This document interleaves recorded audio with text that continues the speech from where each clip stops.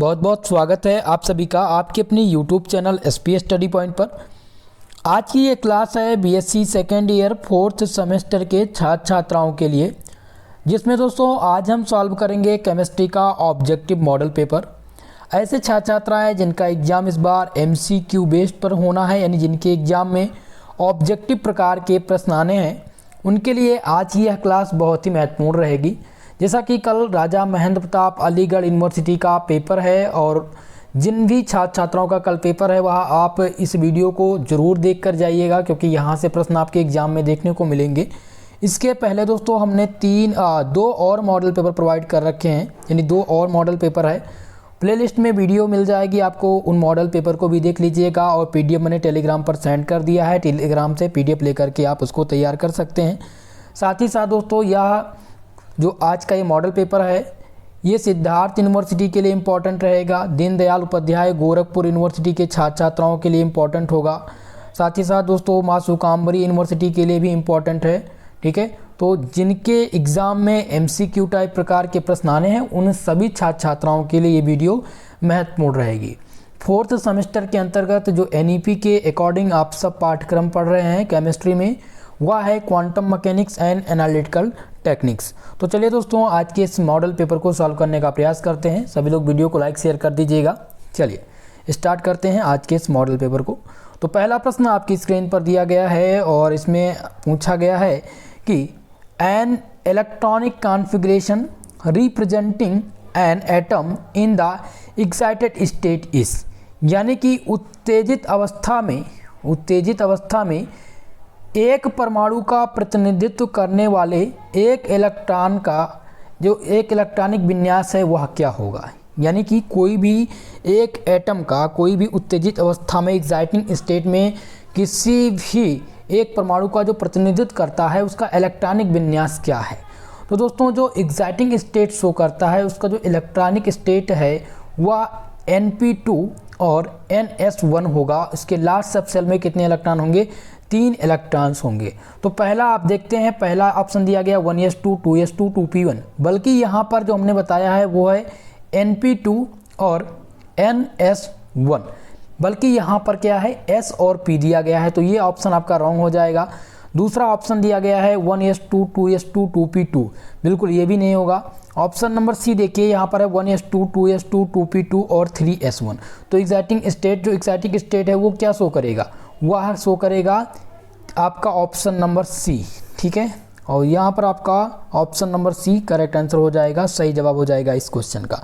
इस टाइप के प्रश्न लगभग आपके एग्जाम में पूछे जाएंगे और इलेक्ट्रॉनिक विन्यास आप लोग जरूर तैयार कर लीजिएगा।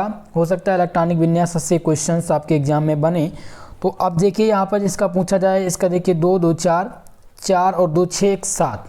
अब 7 इलेक्ट्रॉन्स हैं। ठीक है, अब ये किसका एटॉमिक नंबर आप बता सकते हैं, किस कौन सा तत्व आएगा इसमें? ठीक है, चलिए सभी लोग कमेंट करके बताइएगा 7 किसका है। तो hydrogen, helium, lithium, beryllium, boron, carbon, nitrogen, oxygen.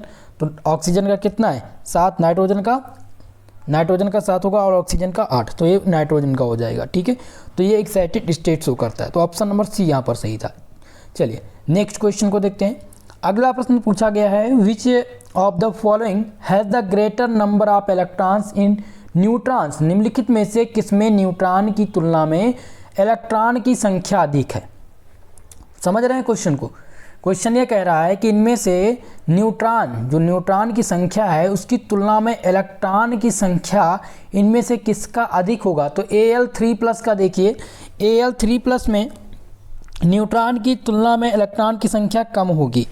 लेकिन अगर यही बात करें ऑक्सीजन की, तो ऑक्सीजन का आपको पता है 8 होता है और 2 माइनस चार्ज लगा हुआ, तो ये प्लस हो जाएगा। 8 + 2 यानी कि 10 हो जाएगा। न्यूट्रॉन की संख्या इसमें कितनी हो जाएगी? 8 ही हो जाएगी, लेकिन इलेक्ट्रॉन की संख्या इसमें कितनी हो जाएगी? 10 हो जाएगी। सो ऑप्शन नंबर B यहाँ पर आपका सही आंसर हो जाएगा इस क्वेश्चन का। ओके, नेक्स्ट प्रश्न की तरफ बढ़ेंगे।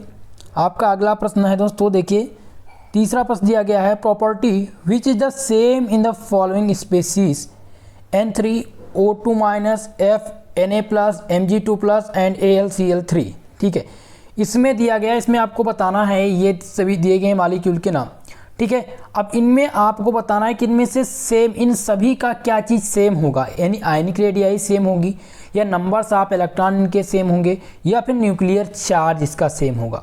तो चलिए सभी लोग बताएंगे इस क्वेश्चन का आंसर, ठीक है। इस क्वेश्चन में इन सभी का सेम क्या होगा वो आप बताएंगे, ठीक है। नाइट्रोजन, अब देखिए नाइट्रोजन का कितना होता है, नाइट्रोजन N3 दिया गया है, तो आपका पता है कितना होता है 7 त्रिक 21, ओके। ऑक्सीजन O2 8 दूनी 16, 1 2 - 4 लिखा, 16 और 2 कितना हो जाएगा 18। यहाँ पर अगर नंबर्स ऑफ इलेक्ट्रॉन की संख्या देखें, इलेक्ट्रॉन्स, नंबर्स ऑफ इलेक्ट्रॉन्स अगर निकालना हो तो क्या इसका सेम आएगा? सभी लोग कमेंट के माध्यम से बताएंगे इस क्वेश्चन का आंसर। क्वेश्चन नंबर 3, क्योंकि मैं इसलिए नहीं बता रहा हूँ क्योंकि आप सबको इसको जानना चाहिए, आयनिक रेडियाई इसकी सेम होगी, या नंबर्स ऑफ इलेक्ट्रॉन सेम होंगे, या न्यूक्लियर चार्ज। ये बहुत ही आसान सा सवाल है और इसको आप देखेंगे और सॉल्व करके कमेंट बॉक्स में कमेंट करने का प्रयास करेंगे। बाकी लास्ट में, क्लास के लास्ट में मैं इस क्वेश्चन का आंसर आप लोग को बताऊंगा, ठीक है। चलिए क्वेश्चन नंबर 4 है, the maximum number of neutrons are present in the nuclei of, नाभिक में न्यूट्रॉन की अधिकतम संख्या उपस्थित होती है। ये नाभिक दिए गए हैं, ठीक है, नाभिक दिए गए। अब इसमें बताना है इनमें से ये मैक्सिमम, इन सभी ऑप्शन में मैक्सिमम न्यूट्रॉन्स की संख्या किस में होगी। तो पहला ऑप्शन देखेंगे, यहाँ पर न्यूट्रॉन की संख्या 16 है, यहाँ पर 24 है, यहाँ पर 56 है, और इसमें कितना है 88। तो सबसे ज़्यादा किस में है? SR में है, ठीक है। तो यहाँ पर आपका सही आंसर हो जाएगा 38 नंबर, आपका ऑप्शन सही हो जाएगा, डी नंबर ऑप्शन, ठीक है। यह क्वेश्चन सही होगा, इसमें जो न्यूट्रॉन की संख्या है वो अधिकतम है, ऑप्शन नंबर डी यहाँ पर आपका सही आंसर है। क्वेश्चन नंबर 5 पूछा गया है, the number of electrons in the species H2 यहाँ पर दिया गया था H2 माइनस, ध्यान रखिएगा H2 माइनस यहाँ पर है H2 और O2 दिया गया है। अब इसका आपको बताना है कि इनमें सेम क्या है। तो अगर H2 माइनस का निकाला जाए, H2 प्लस दिया गया, सॉरी H2 प्लस दिया गया है, H2 और O2 दिया गया था, ठीक है, O2 प्लस। अब इसको आपको बताना है कि इनमें से क्या सेम है। यहाँ पर दोस्तों टाइपिंग में मिस्टेक है, ध्यान रखिएगा, H2 प्लस, H2 और O2 प्लस पूछा गया, इनमें से सेम बताना है, नंबर ऑफ इलेक्ट्रॉन की संख्या। तो अगर H2 का निकालेंगे तो 2 ऑलरेडी है इसमें, ठीक है, इसका 2 है H2, तो H2 का कितना होता है 2 और 1 प्लस 4 लगाए तो 1 माइनस हो जाएगा, यानी कि 1 हो जाएगा इसका 1, और H2 का कितना आएगा 2 इलेक्ट्रॉन, O2 प्लस लगा है तो 8 दूनी 16 और 1 माइनस हो जाएगा 15, 1 2 और 15 आ रहा है, ठीक है। कितना आ रहा है 1 2 और 15। इस प्रकार से ऑप्शन नंबर सी यहाँ पर आपका सही आंसर होगा। निकाल लीजिएगा H2 प्लस, H2 और O2 प्लस का निकालना था आपको इलेक्ट्रॉन्स। तो यहाँ पर आप फिर से मैं बता दे रहा हूँ, इसका 1 आएगा, क्यों आएगा, प्लस चार्ज लगा है, 1 माइनस हो जाएगा इसका, इसमें प्लस चार्ज नहीं है, कोई भी चार्ज नहीं लगा तो इसका 2 इलेक्ट्रॉन्स, इसमें प्लस चार्ज लगा है तो 2 ऑक्सीजन है, तो 8 दूनी 16, 16 इलेक्ट्रॉन्स और 1 माइनस हो जाएगा 15 इलेक्ट्रॉन्स, तो 1 2 और 15 आया, ठीक है। इस प्रकार से सी ऑप्शन यहाँ पर सही होगा। अगला प्रश्न देखिए, क्वेश्चन नंबर 6 है, the photo electric emission from a surface started only when the light incident upon the surface has a certain medium, यानी सतह से फोटो इलेक्ट्रिक उत्सर्जन तभी शुरू होता है जब सतह पर प्रकाश की घटना एक निश्चित न्यूनतम होती है।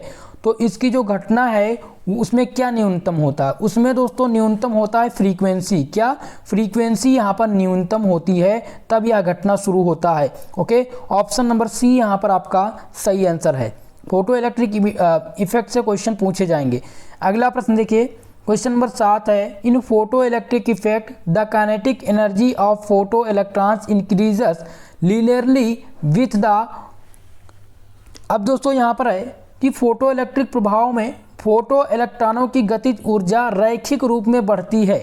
तो रैखिक रूप में कब बढ़ती है, वेवलेंथ ऑफ इंसिडेंट लाइट के साथ, या फ्रीक्वेंसी ऑफ इंसिडेंट लाइट के साथ, या फिर वेलोसिटी ऑफ इंसिडेंट लाइट के साथ, या एटॉमिक मास ऑफ एलिमेंट्स के साथ। तो दोस्तों फोटो इलेक्ट्रिक प्रभाव में फोटो इलेक्ट्रॉन्स की जो गतिज ऊर्जा है वह रैखिक रूप में बढ़ती है फ्रीक्वेंसी ऑफ इंसिडेंट लाइट के साथ। ऑप्शन नंबर बी यहाँ पर आपका सही आंसर होगा।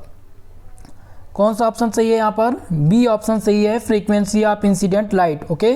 चलिए नेक्स्ट प्रश्न की ओर बढ़ेंगे।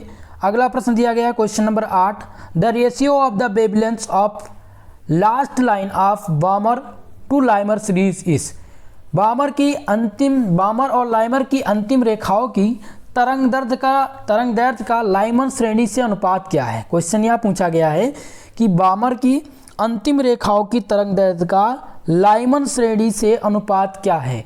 तो बामर की अंतिम रेखा की तरंग दैर्ध्य का जो लाइमन श्रेणी के साथ अनुपात है वो है 4:1। क्या है दोस्तों, 4:1 है। इस प्रकार से यहाँ पर आपका जो सही आंसर हो जाएगा वो हो जाएगा ऑप्शन नंबर 1। ओके, ए नंबर ऑप्शन आपका यहाँ पर सही है, क्योंकि बामर की जो अंतिम रेखा का तरंग दैर्ध्य है उसमें लाइमन श्रेणी से जो अनुपात है वो 4:1 है, यानी 4 हो जाएगा बामर का और 1 हो जाएगा किसका, लाइमन का। ओके, चलिए अगले प्रश्न की ओर। नेक्स्ट प्रश्न है क्वेश्चन नंबर 9, जो कि पूछा गया है the concept of the coincident to Bohr model of an atom is. यानी परमाणु के बोर मॉडल का जो खंडन करने वाली क्या उदाहरण है, यानी कि जो बोर का परमाणु मॉडल आया था उसका विरोध करने वाली इनमें से कौन सा है। तो रदरफोर्ड का मॉडल इसका विरोध किया था, या हिजनबर्ग का अनिश्चितता का सिद्धांत, या फिर जे थॉमसन मॉडल, या फिर फोटो इलेक्ट्रिक इफेक्ट। तो इसमें से दोस्तों आपका जो सही आंसर होगा वो हिजनबर्ग अनसर्टेनिटी प्रिंसिपल हो जाएगा। ठीक है, क्योंकि परमाणु के बोर मॉडल का जो खंडन करने वाली अवधारणा है वह है हाइजेनबर्ग की अनिश्चितता का सिद्धांत। ओके, ऑप्शन नंबर बी यहाँ पर आपका सही आंसर होगा इस क्वेश्चन में। नेक्स्ट क्वेश्चन की तरफ बढ़ेंगे। क्वेश्चन नंबर 10 है आपका कि in uncertainty in position and momentum are both equal, the uncertainty in velocity is. अगर अनिश्चितता में पोजीशन और मोमेंटम दोनों बराबर हों, दोनों साथ बराबर हों, तो अनिश्चितता में इसकी वेलोसिटी क्या होगी। तो इसकी वेलोसिटी जो होगी दोस्तों वो हो जाएगी 1/2m √h/π हो जाएगी। इस प्रकार से ऑप्शन नंबर ए यहाँ पर आपका सही आंसर हो जाएगा। सही आंसर क्या है, ऑप्शन नंबर ए यहाँ पर आपका। नेक्स्ट क्वेश्चन है आपका क्वेश्चन नंबर 11 दिया गया है the largest de Broglie wavelength among the following यानी all have the equal velocity is. निम्नलिखित में से सबसे बड़ी डी ब्रॉगली तरंग दैर्ध्य कौन सी है। इनमें से आपको बताना है कि सबसे बड़ी डी ब्रॉगली का तरंग दैर्ध्य जिसमें सभी का वेग समान है। पहला ऑप्शन दिया गया है CO2 molecule, option number B आपका है NH3 मॉलिक्यूल, ऑप्शन सी है इलेक्ट्रॉन और ऑप्शन नंबर डी है प्रोटॉन। चलिए सभी लोग आंसर बताएंगे इस क्वेश्चन का भाई, फटाफट से सभी लोग इसका आंसर करेंगे 11 नंबर प्रश्न का। तो इस क्वेश्चन में जो सबसे इंपॉर्टेंट है वो है ऑप्शन नंबर सी, यानी सही आंसर हो जाएगा ऑप्शन नंबर सी आपका इलेक्ट्रॉन्स। ठीक है, निम्नलिखित में से सबसे बड़ी डी ब्रॉगली जो तरंग दैर्ध्य है वो इलेक्ट्रॉन्स है। ऑप्शन नंबर सी यहाँ पर आपका करेक्ट आंसर है। नेक्स्ट क्वेश्चन बढ़ेंगे।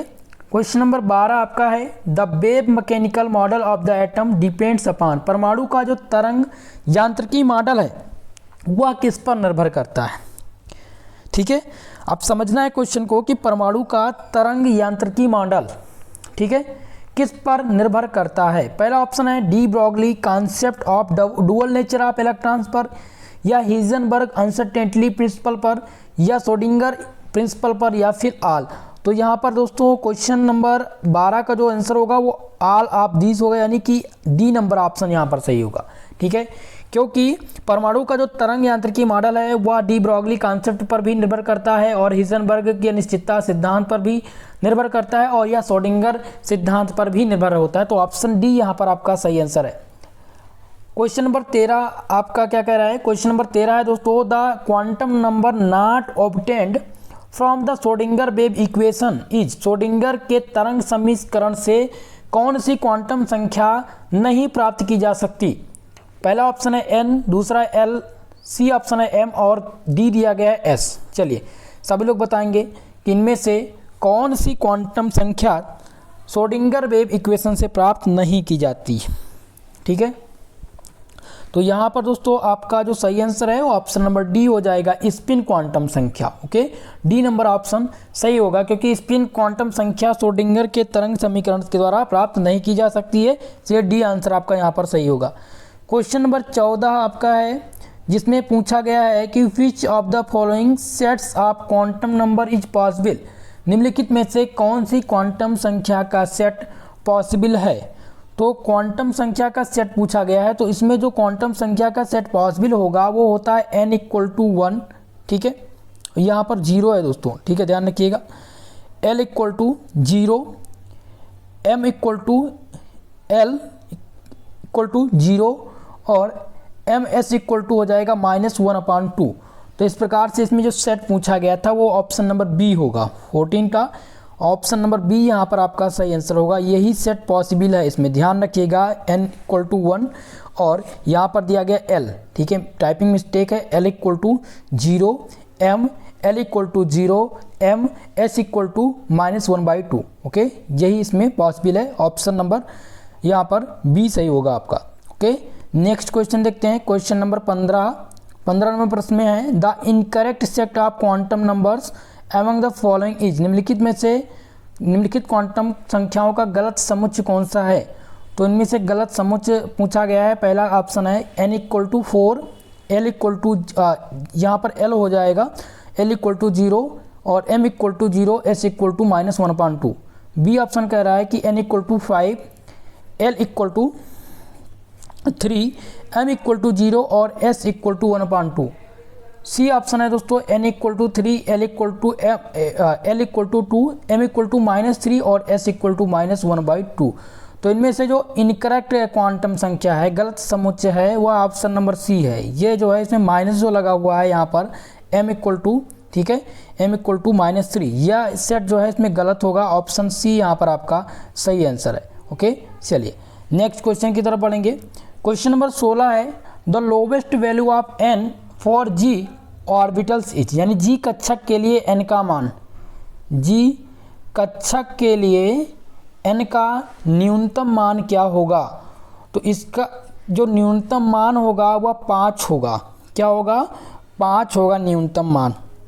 ओके, ऑप्शन बी यहाँ पर आपका सही आंसर है। यहाँ पर g ऑर्बिटल के लिए न्यूनतम मान, the lowest value of n for g, यानी कि g कक्षक के लिए n का जो न्यूनतम मान है वह 5 है। अगला प्रश्न है क्वेश्चन नंबर 17 जो कि पूछा गया है orbital that does not exist, कक्षीय जो मौजूद नहीं है। ऑर्बिटल वह ऑर्बिटल जो मौजूद नहीं है। पहला ऑप्शन है 6p, दूसरा है 2p, 3f और 2p दिया गया है। तो इनमें से मौजूद जो नहीं है वो क्या नहीं मौजूद है, यहाँ पर ऑप्शन नंबर सी हो जाएगा, 3p मौजूद नहीं है। ठीक है, 17 नंबर का सी हो जाएगा, क्योंकि 6p होता है, 2s भी होता है, 2p भी होता है, लेकिन 3s नहीं है। ठीक है, यहाँ पर इसमें सम्मिलित नहीं है। ऑप्शन नंबर सी यहाँ पर आपका सही आंसर हो जाएगा। नेक्स्ट क्वेश्चन, आपका अगला प्रश्न है क्वेश्चन नंबर 18 जो कि पूछा गया है orbitals having 2 spherical nodes are, 2 गोलाकार नोड्स वाले ऑर्बिटल इनमें से कौन से हैं। 2 गोलाकार नोड्स वाले ऑर्बिटल इनमें से कौन से हैं। तो पहला दिया गया 2s, दूसरा ऑप्शन है 4s, सी दिया गया है 3d, ओके, और ऑप्शन नंबर डी है 6f।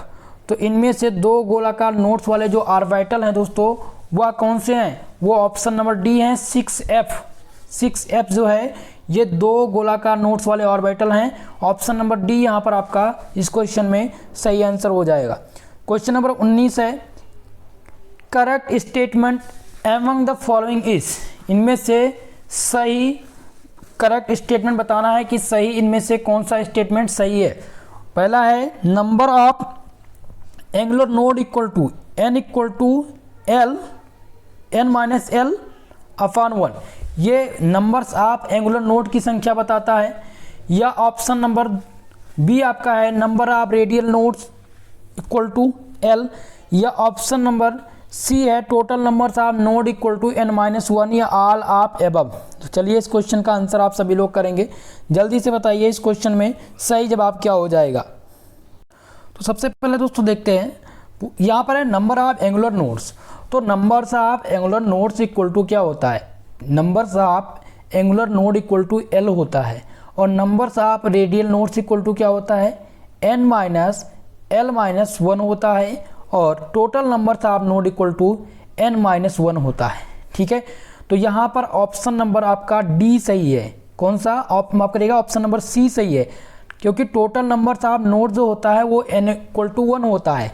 ऑप्शन बी है नंबर्स ऑफ रेडियल नोड, तो रेडियल नोड जो होता है, रेडियल नोड इक्वल टू क्या होता है रेडियल नोड इक्वल टू होता है n माइनस एल माइनस 1 होता है, बल्कि यहाँ पर क्या दिया गया है, इक्वल टू यल दिया गया है। Numbers of angular node equal to 1 था, और यहाँ पर अगर ये ऑप्शन होता तो यहाँ पर ऑल ऑफ क्या हो जाता, ऑल ऑफ एबव हो जाता। लेकिन इस क्वेश्चन में ध्यान दीजिएगा, यहाँ पर आपका जो सही आंसर है वो ऑप्शन नंबर सी सही है। ओके, क्योंकि यहाँ पर केवल सी वाला से total numbers of node equal to कितना होता है, n equal to n minus 1 होता है, और number of radial nodes equal to कितना होता है, n माइनस एल माइनस 1 होता है, और angular numbers of angular nodes equal to क्या होता है, l होता है। ये नोट कर लीजिए, ठीक है, ये आपके एग्जाम में पूछा जाएगा और महत्वपूर्ण प्रश्न है। चलिए आगे प्रश्न पढ़ते हैं नेक्स्ट क्वेश्चन पर। क्वेश्चन नंबर 20 आपका है कि the correct order of the total numbers of nodes of atomic orbital is, परमाणु ऑर्बिटल के नोड्स की कुल संख्या का सही क्रम क्या है।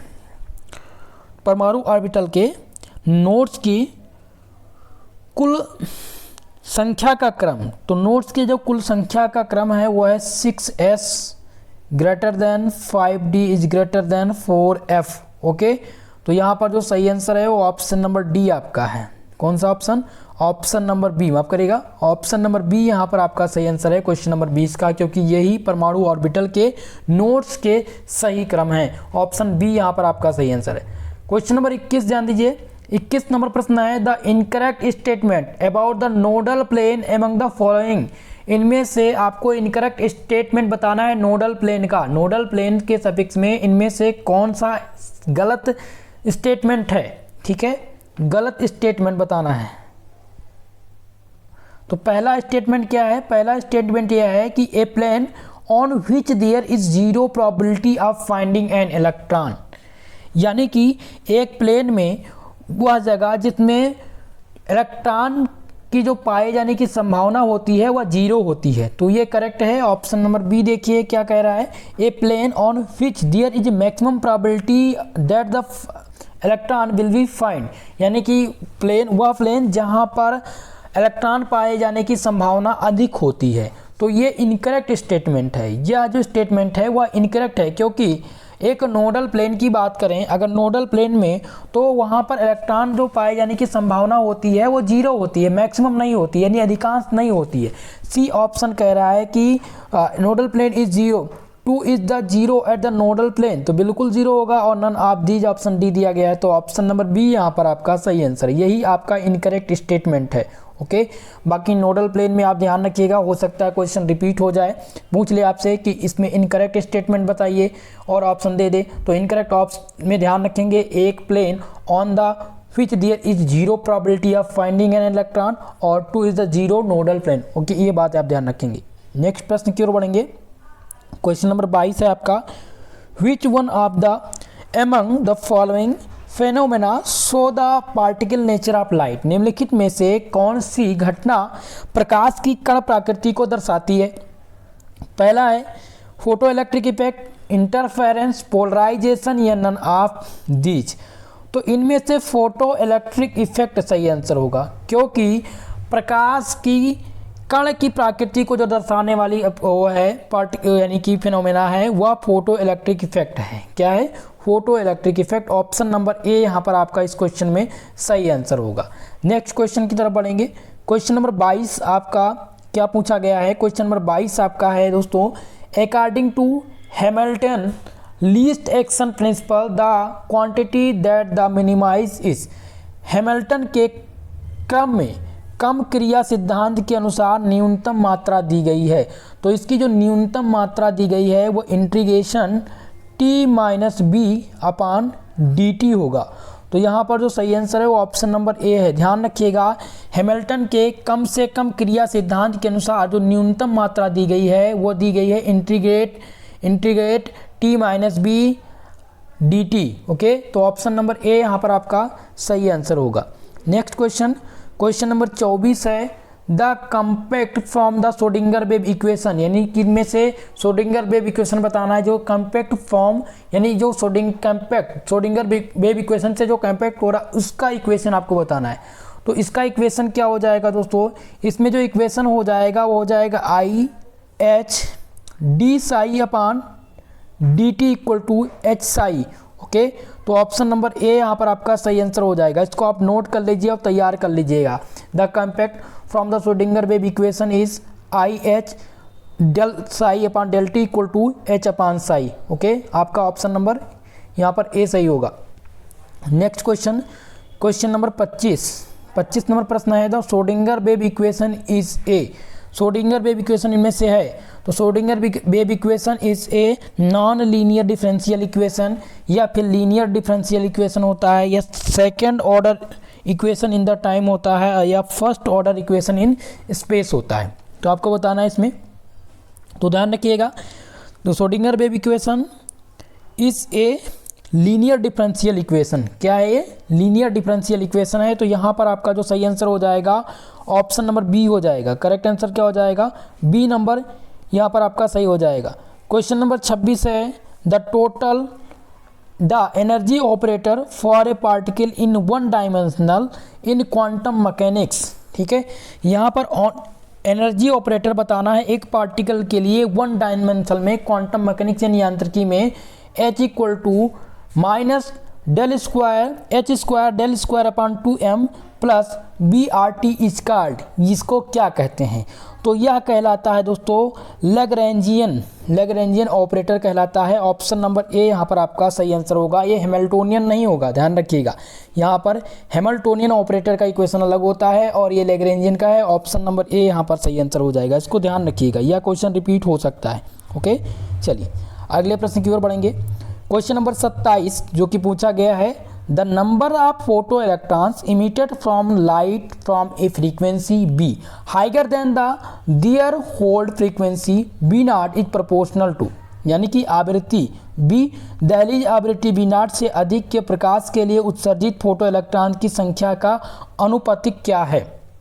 ठीक है, the numbers of photo electrons emitted from light of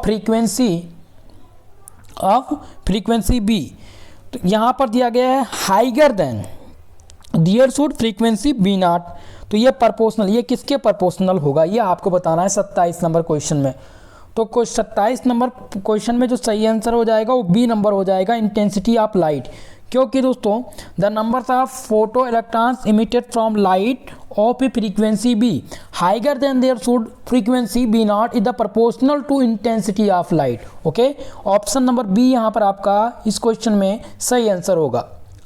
चलिए आगे बढ़ेंगे।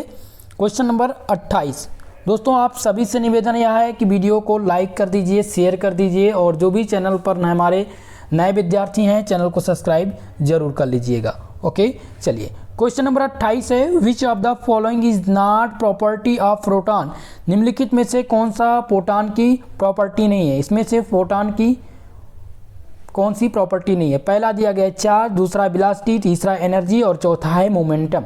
तो इनमें से चार्ज जो है ये प्रोटॉन की चार्ज या प्रोटॉन की प्रॉपर्टी नहीं है। ऑप्शन नंबर ए यहाँ पर आपका इस क्वेश्चन में सही आंसर हो जाएगा।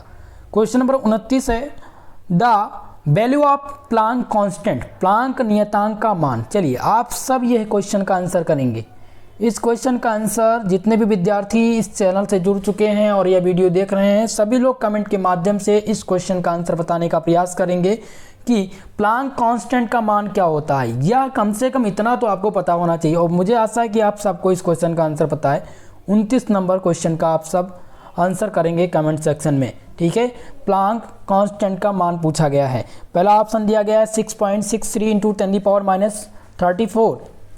बी ऑप्शन है 6.63 into 10⁻34 kg metre square upon second square, और सी ऑप्शन दिया गया है 6.63 इंटू 10⁻34 kg मीटर स्क्वायर, और ऑप्शन डी दिया गया है 6.63 इंटू 10⁻34 यहाँ पर दिया गया है दोस्तों जूल प्रति सेकेंड, जूल प्रति सेकेंड दिया गया है। तो अब आपको बताना है इनमें से कौन सा ऑप्शन सही है, कौन सा प्लांक कांस्टेंट का मान है। 29 नंबर क्वेश्चन, आप सबको इस क्वेश्चन का आंसर देना है। क्वेश्चन नंबर 30 है which one among the following phenomena show the particle nature of light. निम्नलिखित में से कौन सी घटना प्रकाश की कण प्रकृति को दर्शाती है? प्रकाश कण की प्रकृति को कौन सी इसमें से दर्शाती है? पहला है फोटो इलेक्ट्रिक इफेक्ट, दूसरा इंटरफेरेंस, पोलराइजेशन या फिर नन ऑफ एबव। तो इनमें से दोस्तों फोटो इलेक्ट्रिक इफेक्ट जो कण की जो घटना प्रकाश के कण की जो प्रकृति को दर्शाती है वो फोटो इलेक्ट्रिक इफेक्ट दर्शाती है। ऑप्शन नंबर ए यहाँ पर आपका इस क्वेश्चन में सही आंसर हो जाएगा। क्वेश्चन नंबर 31 है which of the following is the characteristic of black body. इनमें से आपको बताना है कि इनमें कौन सी ब्लैक बॉडी रेडिएशन की कैरेक्टरिस्टिक है, कैरेक्टरिस्टिक बतानी है ब्लैक बॉडी रेडिएशन की। तो पहला दिया गया है a perfect absorber but an important radiation, यानी कि जो ब्लैक बॉडी रेडिएशन है, जो ब्लैक बॉडी है ये एक परफेक्ट एब्जॉर्बर है लेकिन ये इम्पॉर्टेंट रेडिएटर भी है। दूसरा दिया गया है perfect radiator but impact absorber. Option number C इसमें है कि a perfect radiator and perfect absorber, और डी ऑप्शन कह रहा है कि ए परफेक्ट कंडक्टर। ठीक है, तो अब आपको इसमें से बतानी थी कि ब्लैक बॉडी रेडिएशन की कौन सी कैरेक्टरिस्टिक है। तो ब्लैक बॉडी रेडिएशन की जो कैरेक्टरिस्टिक है वह यह है कि ये परफेक्ट रेडिएटर, ये एक परफेक्ट रेडिएटर है और परफेक्ट एब्जॉर्बर भी है। ठीक है, तो ऑप्शन नंबर सी यहाँ पर आपका इस क्वेश्चन में सही आंसर हो जाएगा। 31 नंबर प्रश्न का ऑप्शन सी सही है यहाँ पर। चलिए क्वेश्चन नंबर 32 आपका दिया गया है दोस्तों कि Rayleigh Jeans law hold good for which of the following. Rayleigh Jean का निम्नलिखित में से किसके लिए सही है? रेले-जीन का जो नियम है वह किसके लिए सही है? शॉर्टर वेवलेंथ के लिए या लॉन्गर वेवलेंथ के लिए सही है, या हाइगर टेम्परेचर के लिए सही है, या फिर हाइगर एनर्जी के लिए सही है? तो रेले-जीन का जो नियम है वह लॉन्गर वेवलेंथ के लिए सही है। किसके लिए? लॉन्गर वेवलेंथ के लिए सही है। ऑप्शन नंबर बी यहाँ पर आपका सही आंसर हो जाएगा, करेक्ट आंसर हो जाएगा। चलिए क्वेश्चन नंबर 33 की तरफ। क्वेश्चन नंबर 33 है which of the following does not affect the photon. निम्नलिखित में से कौन सा फोटोन को प्रभावित नहीं करता है? इनमें से कौन सा फोटोन को प्रभावित नहीं करता है? ठीक है, तो 33 नंबर प्रश्न का जो सही आंसर हो जाएगा ऑप्शन नंबर ए। क्या हो जाएगा? ऑप्शन नंबर ए, यानी मैग्नेटिक और इलेक्ट्रिक फील्ड आपका इसमें सही आंसर होगा, क्योंकि इनमें से फोटोन को जो प्रभावित नहीं करता है वह कौन सा नहीं करता है? वह नहीं करता है दोस्तों मैग्नेटिक और इलेक्ट्रिक फील्ड, बल्कि यहाँ पर लाइट वेव, ग्रेविटी और करंट ये इसमें से सम्मिलित होते हैं, बल्कि मैग्नेटिक और इलेक्ट्रिक फील्ड सम्मिलित नहीं होता है। क्वेश्चन नंबर 34 आपका है the different types of energy associated with a molecule are. एक अणु से जुड़ी विभिन्न प्रकार की ऊर्जा है। पहला है इलेक्ट्रॉनिक एनर्जी, बी आपका है वाइब्रेशनल एनर्जी, सी आपका कह रहा है कि रोटेशनल एनर्जी, और ऑप्शन डी कह रहा है ऑल ऑफ मेंटेड, यानी कि ऑल ऑफ दीज। तो चलिए इस क्वेश्चन का आंसर आप सिर्फ करिए। इस क्वेश्चन में क्या आंसर हो जाएगा? एक अणु से जुड़ी विभिन्न प्रकार की ऊर्जा क्या होगी? क्या वो रोटेशनल एनर्जी होगी, क्या वाइब्रेशनल होगी, या फिर इलेक्ट्रॉनिक एनर्जी होगी? तो इस क्वेश्चन में जो सही आंसर हो जाएगा वो ऑप्शन नंबर डी आपका होगा, ऑल ऑफ एबव। ठीक है, यानी कि यह सभी सही है। एक अणु से जुड़ी विभिन्न प्रकार की जो ऊर्जा है वो इलेक्ट्रिक एनर्जी हो सकती है, वाइब्रेशनल एनर्जी हो सकती है और रोटेशनल एनर्जी हो सकती है। इसीलिए ऑप्शन डी यहाँ पर आपका सही आंसर हो जाएगा। ओके, चलिए अगले प्रश्न की ओर बढ़ेंगे। क्वेश्चन नंबर 35 है during the motion if the centre of gravity of molecule change the molecule process. यानी कह रहा है कि गति के दौरान यदि अणु के गुरुत्वाकर्षण के केंद्र में परिवर्तन होता है तो अणु पर कंट्रोल कैसे किया जा सकता है? इलेक्ट्रॉनिक एनर्जी के द्वारा, रोटेशनल एनर्जी के द्वारा, या ट्रांसलेशनल एनर्जी के द्वारा, या फिर वाइब्रेशनल एनर्जी के द्वारा। तो दोस्तों ध्यान रखिएगा कि गति के दौरान, यानी गति के दौरान यदि अणु के गुरुत्वाकर्षण केंद्र में परिवर्तन होता है तो अणु पर जो काबू किया जाता है वो ट्रांसलेशनल एनर्जी के अकॉर्डिंग कर सकते हैं। ऑप्शन नंबर सी यहाँ पर सही होगा। Okay, during the motion if the centre of gravity of a molecule change the molecule process translational energy. Option C यहाँ पर आपका सही आंसर हो जाएगा 35 नंबर प्रश्न का। ओके, क्वेश्चन नंबर 36 आपका है दोस्तों the region of electromagnetic spectrum for a nuclear magnetic resonance is. परमाणु चुंबकीय अनुनाद के लिए विद्युत चुंबकीय स्पेक्ट्रम का क्षेत्र क्या है? पहला है माइक्रोवेव, दूसरा है रेडियो फ्रीक्वेंसी, सी ऑप्शन है इंफ्रारेड और डी कह रहा है यूवी रेस। ठीक है, तो आपको इसमें बताना है कि the region of electromagnetic spectrum for nuclear magnetic resonance is radio frequency. क्या हो जाएगा इसमें? रेडियो फ्रीक्वेंसी आपका सही आंसर हो जाएगा। ऑप्शन नंबर बी यहाँ पर आपका इस क्वेश्चन में सही जवाब है। अगला प्रश्न है क्वेश्चन नंबर 37, जिसमें है Which of the following is a application of molecular spectroscopy?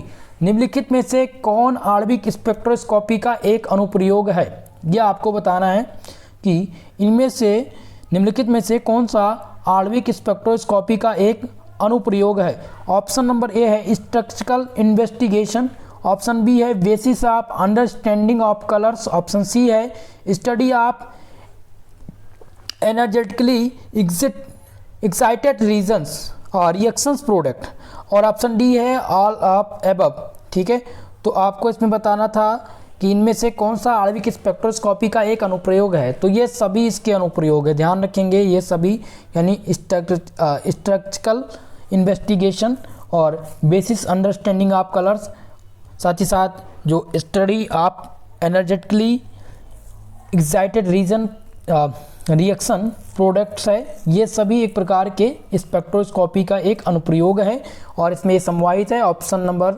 यहाँ पर डी सही होगा 37 नंबर प्रश्न का, ध्यान रखेंगे ऑप्शन डी यहाँ पर आपका सही है। चलिए अगले प्रश्न की ओर बढ़ेंगे। क्वेश्चन नंबर 38 दिया गया है कि the transition zone for Raman spectra इस, रमन स्पेक्ट्रा के लिए संक्रमण क्षेत्र, transition zone for Raman spectra is.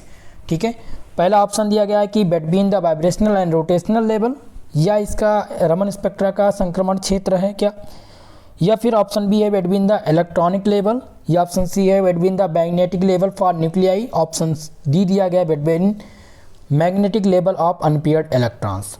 दोस्तों यहाँ पर आपका जो सही आंसर होगा वो ऑप्शन नंबर ए होगा, क्योंकि जो transition zone for Raman spectra है वह between vibrational and rotational levels होगा। ऑप्शन नंबर ए यहाँ पर आपका इस क्वेश्चन में सही जवाब है। क्वेश्चन नंबर 39 है NMR spectroscopy is use for determining the structure in which of the following materials. ठीक है, निम्नलिखित में से किस सामग्री में संरचना का निर्धारण करने के लिए NMR स्पेक्ट्रोस्कोपी का प्रयोग किया जाता है। ऑप्शन ए है radio active materials, option B है आपका insoluble chemical compounds, option C है लिक्विड्स और ऑप्शन नंबर डी है गैसेस। ठीक है, तो इसमें दोस्तों NMR स्पेक्ट्रोस्कोपी का जो प्रयोग किया जाता है वो लिक्विड सामग्री संरचना का निर्धारण करने के लिए किया जाता है। ऑप्शन नंबर सी यहाँ पर आपका सही आंसर हो जाएगा, करेक्ट आंसर हो जाएगा ऑप्शन नंबर सी। ओके, चलिए क्वेश्चन नंबर 40 है NMR is the study of absorption of by nuclei of magnetic field. NMR एक चुंबकीय क्षेत्र में नाभिक द्वारा अवशोषण का अध्ययन है। जो NMR है, NMR, ठीक है, यह कह रहा है कि NMR एक चुंबकीय क्षेत्र में नाभिक द्वारा अवशोषण का अध्ययन है, रेडियो एक्टिव रेडिएशन का अध्ययन है, या IR रेडिएशन का, रेडियो फ्रीक्वेंसी का, या फिर माइक्रोवेव्स का। तो इसमें से जो सही आंसर होगा वह हो जाएगा option number C, radio frequency radiation. NMR the study of absorption by the nuclei is the magnetic field is study of radio frequency radiation. Option number C यहाँ पर आपका सही आंसर हो जाएगा। यानी NMR जो है एक चुंबकीय क्षेत्र में नाभिक द्वारा अवशोषण का अध्ययन है, वह है रेडियो फ्रीक्वेंसी। तो आप कह सकते हैं रेडियो फ्रीक्वेंसी NMR का एक चुंबकीय क्षेत्र में नाभिक द्वारा अवशोषण का अध्ययन है। ओके, सी आंसर यहाँ पर आपका सही आंसर होगा।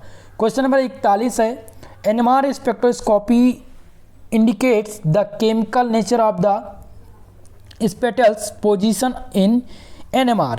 स्पेक्ट्रोस्कोपी और समस्थानिक पदों की जो रासायनिक प्रकृति को इंगित करता है वह कौन इंगित करता है? इलेक्ट्रॉन, प्रोटॉन, या फिर न्यूट्रॉन्स, इलेक्ट्रॉन्स, या फिर ऑप्शन नंबर सी है आपका न्यूक्लियाई और इलेक्ट्रॉन्स, ऑप्शन डी है न्यूक्लियाई और निगबोरिंग न्यूक्लियाई। तो दोस्तों जो NMR स्पेक्ट्रोस्कोपी को इंडिकेट करता है chemical nature of the spectral position NMR position is nuclei, neighbouring nuclei. Okay, option number D यहाँ पर आपका सही आंसर हो जाएगा। ऑप्शन नंबर डी यहाँ पर आपका सही आंसर है। क्वेश्चन नंबर 42 आपका है nuclei having the either the numbers of protons of neutrons as odd having spin, यानी कि नाभिक में या तो प्रोटॉन या न्यूट्रॉन की विषम संख्या होती है जिसमें स्पिन होता है, इंटीग्रल स्पिन होता है या हाफ इंटीग्रल स्पिन होता है या फिर जीरो स्पिन होता है या पोजीशन स्पिन होता है। तो इसमें दोस्तों आपका जो सही आंसर हो जाएगा, ध्यान रखिए इस क्वेश्चन में जो स्पिन होगा वो हाफ इंटीग्रल स्पिन होगा। क्या हो जाएगा? हाफ इंटीग्रल स्पिन, यानी कि नाभिक में या तो प्रोटॉन या फिर न्यूट्रॉन की जो विषम संख्या होती है जिसमें स्पिन होता है वो हाफ इंटीग्रल स्पिन होता है। ओके, ऑप्शन बी यहाँ पर आपको इस क्वेश्चन में सही आंसर हो जाएगा। क्वेश्चन नंबर 43 है if the number of protons और neutrons is even the spin of the nuclei will be which of the following, यदि प्रोटॉन या न्यूट्रॉन की संख्या सम हो तो नाभिक का चक्रण निम्न में से होगा, इंटीग्रल स्पिन होगा, हाफ इंटीग्रल स्पिन होगा या फिर जीरो स्पिन या फिर पॉजिटिव स्पिन होगा। तो दोस्तों जब प्रोटॉन या न्यूट्रॉन की संख्या सम हो तो नाभिक का जो चक्रण होगा वो जीरो स्पिन होगा। क्या हो जाएगा? Zero spin. 43 नंबर प्रश्न का जो सही आंसर हो जाएगा वो ऑप्शन नंबर सी हो जाएगा, जीरो स्पिन होगा। अगर विषम होगा तब क्या होगा? हाफ इंटीग्रल स्पिन होगा। ठीक है, और अगर सम होगा तो जीरो स्पिन होगा, ये ध्यान रखिएगा। ऑप्शन सी यहाँ पर सही है, सम पूछा गया था। अगला प्रश्न है what is the shielding in NMR. ठीक है, एनएमआर में शील्डिंग क्या है? एनएमआर में शील्डिंग क्या है यह आपको बताना है। पहला दिया गया using a curve tries of metal to block and components attack, क्या यह शील्डिंग है एनएमआर में? या फिर बी ऑप्शन है putting the metal around in RF source. यह ऑप्शन सी कह रहा है when the magnetic moment of an atom block the full induct magnetic field from the surrounding nuclei. यह ऑप्शन नंबर डी है कि blocking part of molecule from RF radiation. तो दोस्तों NMR में जो शील्डिंग का काम कर रहा है, एनएमआर में जो शील्डिंग है वह यह है कि when magnetic moment of an atom block the full induct magnetic field from surrounding nuclei, ये है शील्डिंग एनएमआर में। ऑप्शन नंबर सी यहाँ पर आपका इस क्वेश्चन में करेक्ट आंसर हो जाएगा, सही जवाब हो जाएगा। चलिए आगे बढ़ेंगे नेक्स्ट प्रश्न की ओर।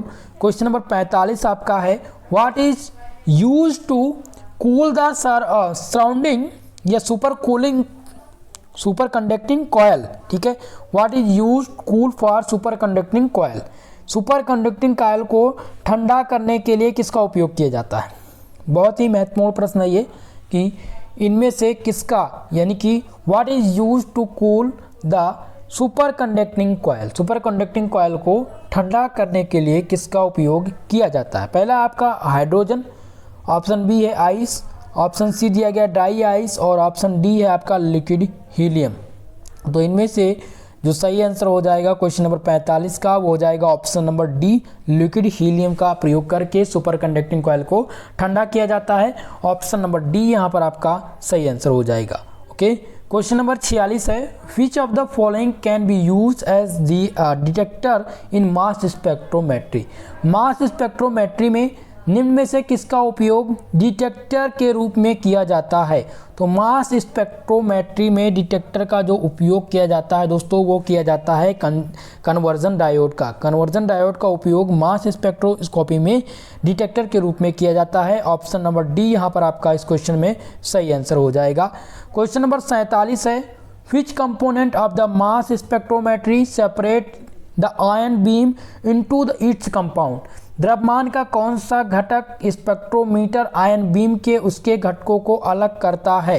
पहला दिया गया है सैंपल हेल्डिंग सिस्टम, दूसरा है आयन सोर्स, सी है डिटेक्टर और डी दिया गया एनालाइजर। तो दोस्तों इनमें से 47 नंबर प्रश्न का जो सही आंसर होगा वो ऑप्शन नंबर डी होगा, एनालाइजर।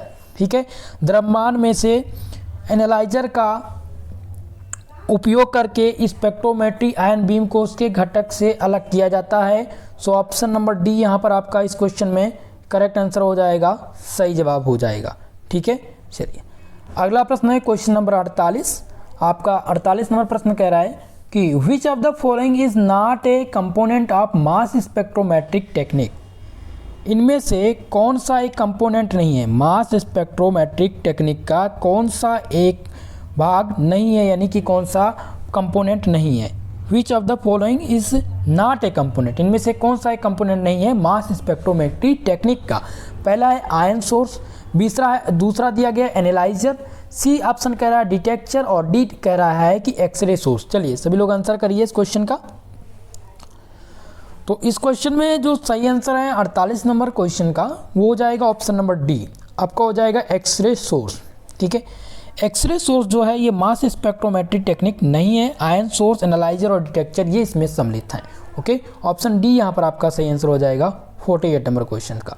नेक्स्ट क्वेश्चन है क्वेश्चन नंबर 49 जो कि पूछा गया है which among of the following is an analytical techniques that measure the mass to change ratio of ion.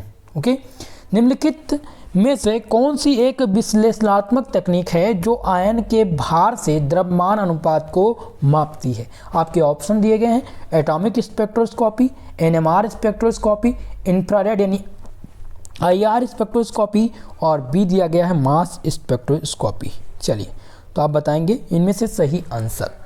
तो दोस्तों किसी भी विश्लेषणात्मक तकनीक है, इनमें से जो मास स्पेक्ट्रोस्कोपी है यह एक प्रकार की विश्लेषणात्मक तकनीक है जिसका उपयोग आयन के भार से द्रव्यमान अनुपात को मापता है। ऑप्शन नंबर डी यहाँ पर आपका सही आंसर हो जाएगा मास स्पेक्ट्रोस्कोपी। मास स्पेक्ट्रोस्कोपी एक प्रकार की विश्लेषणात्मक तकनीक है जो आयन के भार से द्रव्यमान अनुपात को मापती है। ऑप्शन नंबर डी यहाँ पर आपका इस क्वेश्चन में सही आंसर हो जाएगा। क्वेश्चन नंबर 50 है which of the following technique is use to determine the protein sequence. निम्नलिखित में से कौन सा मास स्पेक्ट्रोमेट्रिक का तकनीक का घटक नहीं है। ठीक है, क्वेश्चन ये नहीं कह रहा, तकनीक पूछ रहा है कि which of the following technique is use to determine the protein sequence. निम्नलिखित में से किसका उपयोग इसका उपयोग किया जाता है प्रोटीन सीक्वेंसेस के रूप में। यहाँ पर जो हिंदी लिखी हुई दोस्तों ये ट्रांसलेशन गलत है, ध्यान रखिएगा इसको, यहाँ पर टाइपिंग मिस्टेक हुई है। यहाँ पर क्वेश्चन दिया गया है कि इनमें से यानी विच of the following technique use, इनमें से कौन सी टेक्निक का यूज किया जाता है डिटरमाइन टू प्रोटीन सीक्वेंसेस, यानी प्रोटीन सीक्वेंसेस को निर्धारण करने के लिए इनमें से कौन सी टेक्निक का प्रयोग किया जाता है। ऑप्शन ए दिया गया है एक्सरे क्रिस्टलोग्राफी, ऑप्शन बी है एनएमआर स्पेक्ट्रोस्कोपी, सी है एटॉमिक स्पेक्ट्रोस्कोपी और डी दिया गया मास स्पेक्ट्रोस्कोपी। तो दोस्तों इस क्वेश्चन में आपका जो सही आंसर है वो ऑप्शन नंबर ए हो जाएगा एक्सरे क्रिस्टलोग्राफी। ठीक है, एक्सरे क्रिस्टलोग्राफी का उपयोग किया जाता है प्रोटीन सीक्वेंस को डिटरमाइन करने के लिए। सो ऑप्शन ए यहाँ पर आपका सही आंसर है। इस क्वेश्चन में ऑप्शन नंबर ए सही है, यहाँ पर हिंदी इसका ट्रांसलेशन गलत था। ठीक है, चलिए नेक्स्ट क्वेश्चन की तरफ बढ़ेंगे। आपका अगला प्रश्न है क्वेश्चन नंबर 51 जो कि है what is the first step in X ray crystallography of protein. Protein के एक्सरे क्रिस्टलोग्राफी में पहला कदम क्या है। पहला ऑप्शन है creating an electron density map या फिर एक्सरे डिफ्रैक्शन, या सी दिया गया है प्रिसेप्टेशन ऑफ प्रोटीन या फिर प्योरिफिकेशन ऑफ प्रोटीन।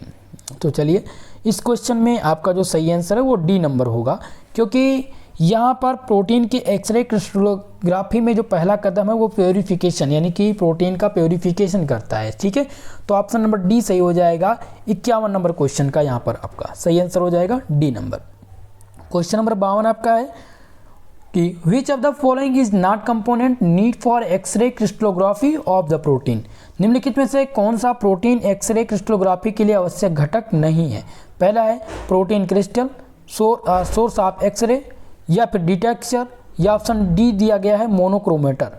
चलिए आप सभी लोग बताइए इसमें से कौन सा प्रोटीन के एक्सरे क्रिस्टलोग्राफी के लिए आवश्यक घटक नहीं है।